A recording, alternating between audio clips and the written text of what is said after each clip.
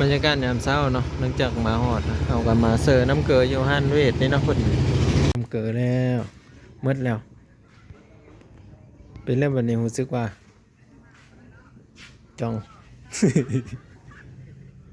จองชาหนึ่งสาม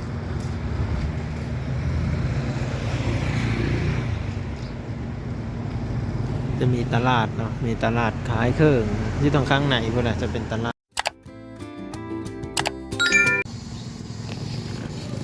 สวัสดีครับสบายดีพี่น้องเมื่อนี้ก็มาอยู่ที่ดาวใต้เนาะก็คือ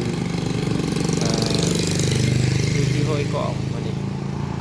เดี๋ยวสิมาเบิกเล็กน้อยขายเขาน้องเนาะเป็นนั่งขายแต่โดนแต่ละบรรยากาศอยู่สนบทกิสิมอันนี้นะก็มีตลาดในตลาดห้วยกองขายเครื่องขายของแต่ติดตามเหมือนกันพี่น้อง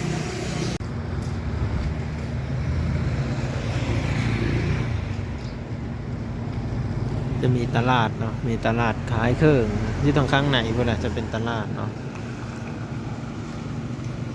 ก็ส่วนใหญ่อยู่ตลาดในสีมีแต่พวกปลาดุกปลานิลเนาะแล้วก็พวกผักหอมนี่อันนี้เป็นทางขึ้นอัตตปือเนาะหอมนี่ก็จะเป็นห้านขายของทางมาแต่บ้านเขาเนาะมาแต่ปาสีขึ้นไปพูนถึงเห็นว่าคนปาสีมาซื้อเครื่องซื้ออาหารกันอยู่กันกินก็จะถ่ายวิดีโอให้ทุกคนได้เห็นในสมกันเนาะตลาดเพิ่นกับมิเยอะเนาะตลาดน้อยเนาะเดี๋ยวเมื่อหน้าสิมาถ่ายคลิปตลาดได้เพิ่นเห็นพ่อค้าน้อยบ่เป็นหายขนมเนาะเป็นหายอยู่นี่เห็นตลอดเนาะออกมาก็เห็นตลอด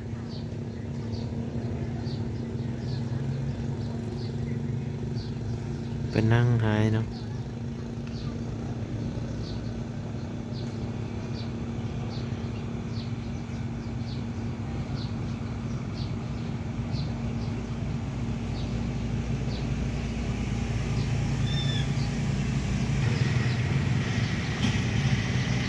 นี่แถวนี้ก็จะเป็นบ่อนที่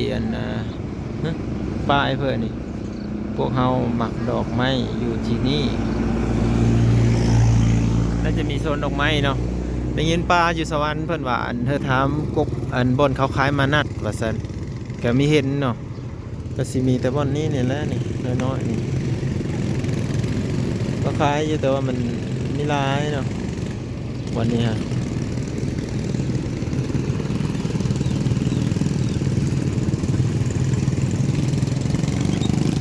นี่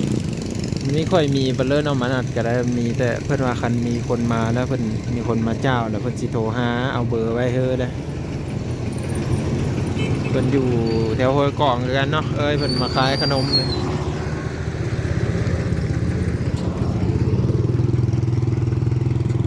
ขอให้เอาหนามาละ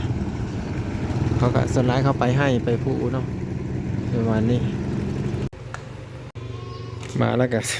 ซื้อสายสากนะเพราะไม่ได้ถือสายสากมาแบบนี้เลยสายสากก็125,000ไปเดี๋ยวเข้าไปยาสากตัวซับก่อนแบตซิมดเลยทุกคนเลยเพราะว่ายังประมาณ2 ชั่วโมงเพื่อสีได้อันนะเพื่อสี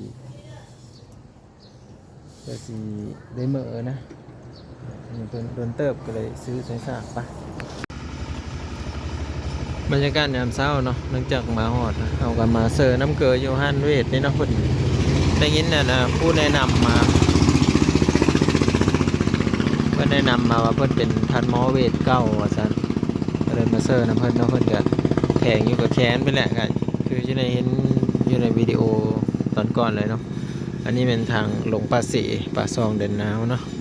อันนี้ก็คือทางไปพูนเลยอัตตปือไว้นะผลแล้วเนาะเขาไปนั่นจะเป็นตลาดเลยคนก็จะเที่ยวไปเที่ยวมาประมาณนี้ขายเครื่องเนาะขายมะโกยขายนะเดินไกลไปไกลมาก็มาซื้อซอยเรานั่นทางตลาดห้วยกองเห็นเราขายขนมอยู่ตลอดราคาน้อย แต่ละมือก็สิเห็นเราแบบนี้แหละเพื่อออกมาตลอดเพื่อก็เห็นตลอดเพื่อกายไปกะซื้อซอยเราเนี่ยนั่งอยู่ผู้เดียวนะ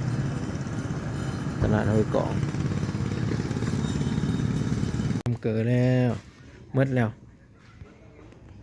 เป็นเรื่องแบบนี้รู้สึกว่าจอง จองชา หนึ่งชาอยู่บนนี่ ชาครั้งนี้ มืด มันบริตีงเลย ติงไม่ได้เนาะแต่ขนาดเฮาเซอร์อยู่ข้อเขาติงกันอย่างนั้นใช่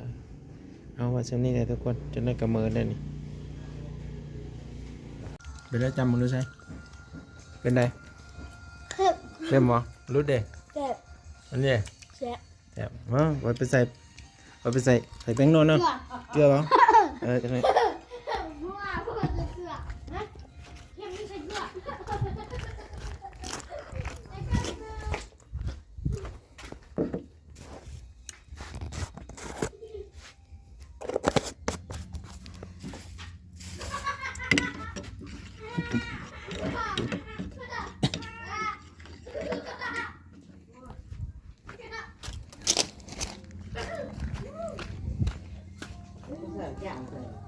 เพิ่นไปเฮินเพิ่นเลย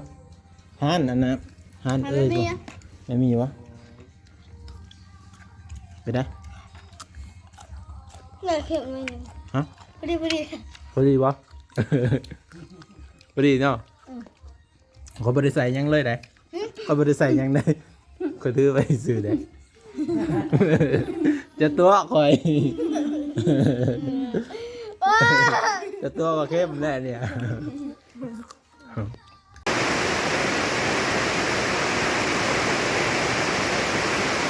ที่หนึ่งนั่นน่ะไปตัดหญ้ากับพ่อลุงฝนตกห่ำมากับเป้อยู่อ๋อที่หนึ่งนี่เนาะดูเป้ครับเลยฝนมาแห้งเลยทุกคนเนี่ยน้ำไหลละไหลล่างมาเต็มมาเนี่ยได้บ้างไง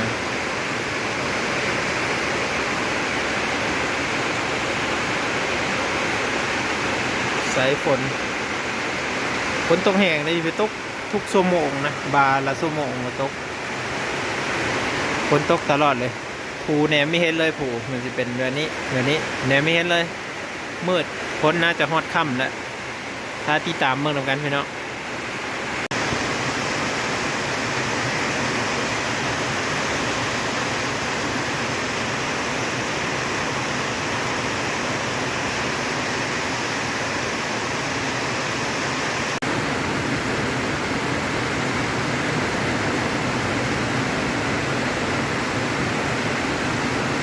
มันเป็นยอดภูเลยนะ